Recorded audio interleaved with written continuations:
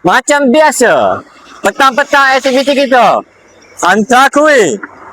Dan macam biasalah, Aldi Perfume. Ya, antara wangian yang terpaling wangi sekali di abad ini. Orang kata sedap doa, kalau sembuh sekali, memang 3-4 hari bau.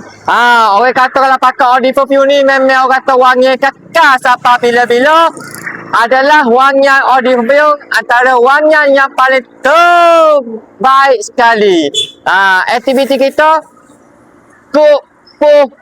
edit video, ambil video, orang kata marketing, semua Aldi belaka. Ya, yang mana ingin merasai kuih yang paling sedap, akok, kosu, jepuk, behu, makan naik Kelantan, orang kata paling famous lah kuih muih.